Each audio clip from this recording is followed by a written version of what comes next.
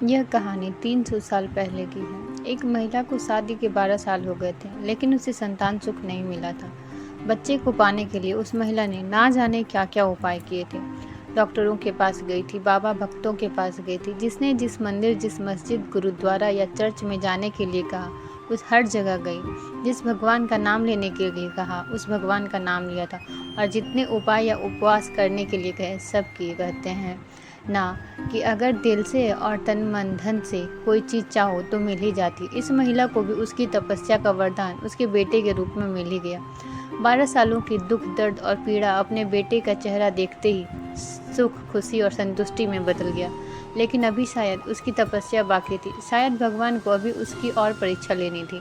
जब उसका बच्चा 1 वर्ष का हुआ तो एक दूसरी महिला ने उसका बच्चा चुरा लिया। सोचिए उस माँ की मनस्थिति क्या होगी, जिसने दुनिया में सबसे ज़्यादा जिस बच्चे के लिए अपनी ज़िंदगी जी थी, उससे उसका बच्चा ही छीन गया। उसे ऐसा लगा जैसे किसी ने उसका बच्चा नहीं, उसके शरीर से उसकी आत्मा ही चुरा ली हो। उस दिन से उस माँ को जैसा खाना पीना सोना सब छूट गया था। उसे ना भूख लगती, ना प्यास लगती, ना नींद आती। हार मान जाए वह माँ कैसी। अपने बच्चे को ढूंढने में उसने ज़मीन आसमान एक एक कर दिया और आखिरकार उसने अपने बच्चे का पता लगा ही लिया। वह पहुंच गई उस चोर महिला के पास अपने बच्चे को वापस लेने के लिए। जब बच्चे की माँ ने उस चोर महिला से अपने बच्चे को वापस पाना चाहा तो वह महिला ऐसा जताने लगी जैसे वह उसका खुद का बच्चा हो। जब बच्चे की माँ को लगा कि किसी भी तरह से बात बनती नजर नहीं आ रही है, तब वो इस मुद्दे को राजा के पास लेकर गई। राजा के दरबार में दोनों महिलाएं हाजिर की गई। दोनों ही महिलाएं उस बच्चे पर अपना पूरा हक जताने लगी। राजा और उसके सभी दरबारी काफ़ी आश्चर्यचकित और हैरान हो गए, क्योंकि बच्चे की सच्ची माँ को पहचानने के लिए उन्होंने जितने भी सवाल बच्चे के बारे में दोनों ही महिलाओं से किए, जो उसकी आदतों, उसकी पसंद या उसकी निशानों के बारे में थे, दोनों ही महिलाएं उसका सही सही जवाब दे रही थी। जब इस समस्या का समाधान निकला नजर ही नहीं आ रहा था, तो राजा ने अपने खास और सबसे समझदार मंत्री से इसका निराकरण करने के लिए कहा। मंत्री ने बिना 1 मिनट की देरी तुरंत राजा से कहा कि महाराज, मुझे लगता है कि यह दोनों ही बच्चे की इस माँ है। इन दोनों का ही उस बच्चे पर बराबर का हक है। अगर आपको न्याय ही करना है तो सबसे पहले तरीका यह होगा कि आप बच्चे के 2 टुकड़े कर दीजिए और एक एक टुकड़ा दोनों माँओं को बांट दीजिए। मंत्री की ऐसी बात सुनकर राजा के साथ साथ दरबार में हाजिर सभी लोग उनकी तरफ आश्चर्य से देखने लगे।